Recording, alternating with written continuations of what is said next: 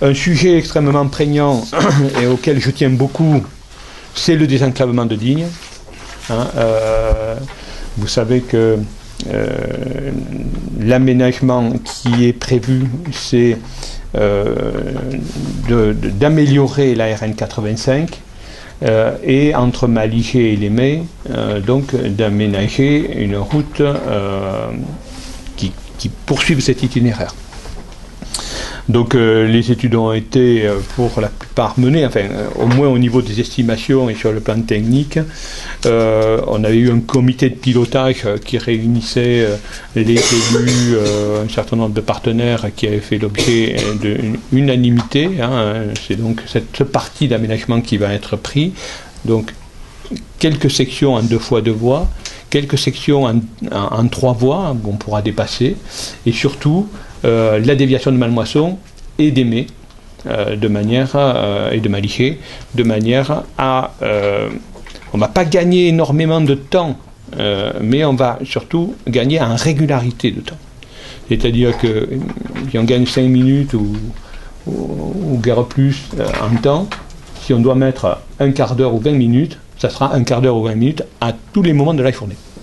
Donc l'aménagement des carrefours aussi, de manière à ce qu'il n'y ait pas de stockage de véhicules. Donc cette opération a fait l'objet d'un examen.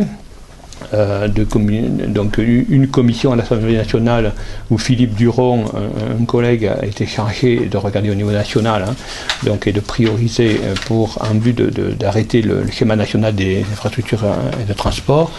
Donc cette commission Mobilité 21 l'avait identifié.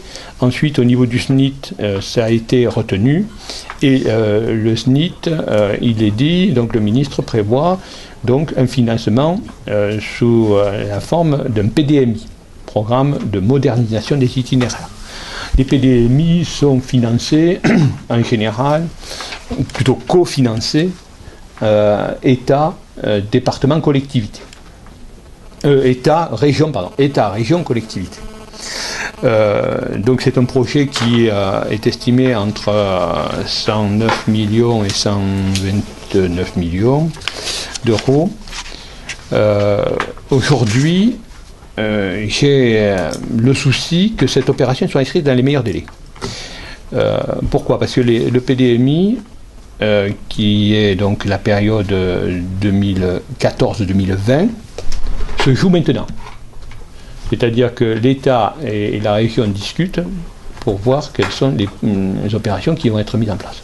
J'ai rencontré le préfet de région la semaine dernière, parce qu'il est venu visiter donc, le département, mais c'était la semaine où je n'étais pas là. Donc j'avais demandé à le rencontrer, je l'ai vu. Et il a compris, d'ailleurs, suite à sa visite, qu'il était important d'aménager cette route, parce que quand il a quitté l'autoroute, il disait, mais où je vais? Est-ce que je vais dans une sous-préfecture ou est-ce que je vais à un fond de vallée? Donc c'est le sentiment qu'il a eu. Donc il a bien pris conscience de la nécessité d'améliorer cette route, donc il en est d'accord. J'ai vu le président Vauzel pour lui dire que s'il y avait une opération à laquelle je tenais, c'était celle-ci. Donc a priori, ils m'ont écouté. M'auront-ils entendu? On le saura dans quelques semaines. Enfin, voilà. Mais pour moi, c'est une priorité. C'est une priorité pour le département, pour l'aménagement du territoire de ce département. Je crois qu'aujourd'hui, on est très heureux que le Val de Durance progresse, qu'il y ait toujours de plus en plus de services, des gens qui viennent s'installer, une économie qui est plutôt favorable dans la conjoncture actuelle.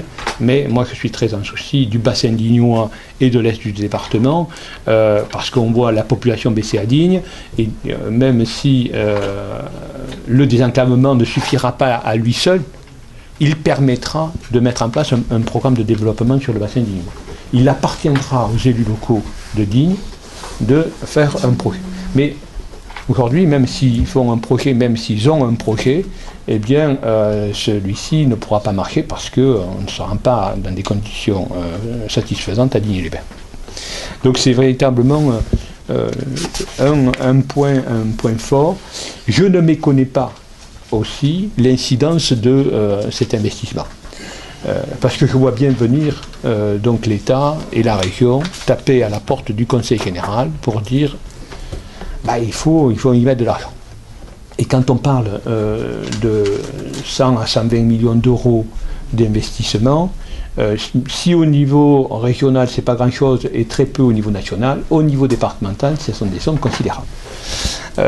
Donc je ne sais pas dans quelle proportion nous serons sollicités, néanmoins, je proposerai à mes collègues, puisque même si cela était inscrit, le temps de finaliser les études, etc., c'est des travaux qui ne commenceront pas avant 2 ans.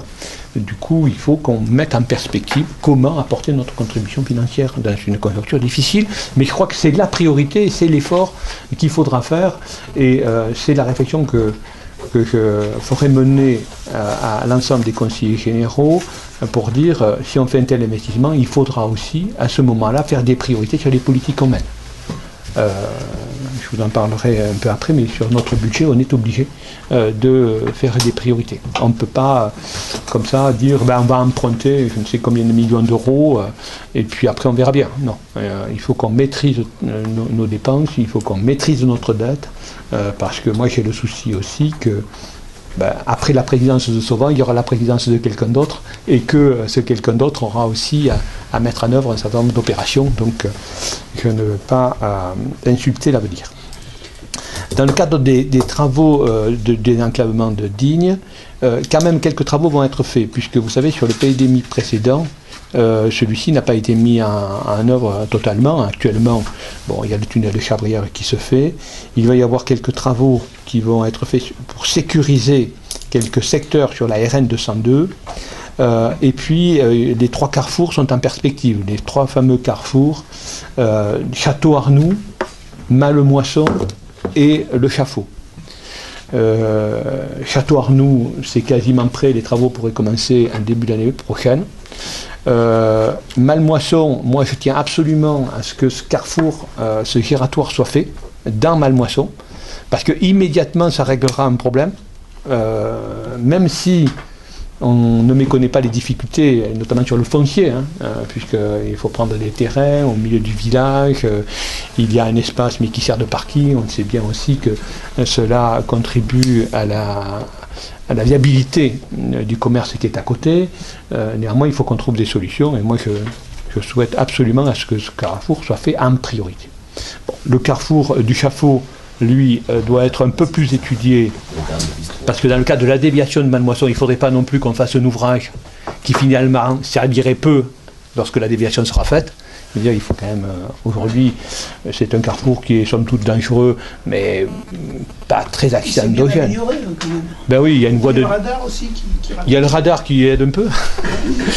Mais en fait, avec la voie d'insertion, bon, je ne dis pas qu'il y ait quelquefois des gens qui sont amenés à attendre un peu quand on vient du Carrefour qu'on veut revenir vers Mallemoisson, mais bon, il n'y a rien de catastrophique là-dessus.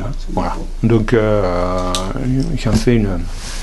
Ce pont du Chafaud, est-ce que, les travaux qui actuellement sur le pont du Chafaud, est-ce qu'il y a une relation entre la voie qui va arriver? Est-ce que vous avez déjà imaginé tout ça ou... Alors, dans tous les cas, le pont du Chafaud, que l'on est en train de refaire, ce gros ouvrage, qui sera fini à la fin de l'année, on avait bien identifié que, de toute manière, il resterait départemental. La déviation se fera entre la Bléone et Mallemoisson. Du coup, cet ouvrage ne pouvait pas être pris en charge dans ce cadre de cet aménagement. C'est pour ça qu'on le fait. Alors, ensuite, on n'a pas encore complètement défini comment l'intersection de la déviation avec la voie qui va vers le Chafaud se fera. Mais ça, les services de l'État, ils travaillent.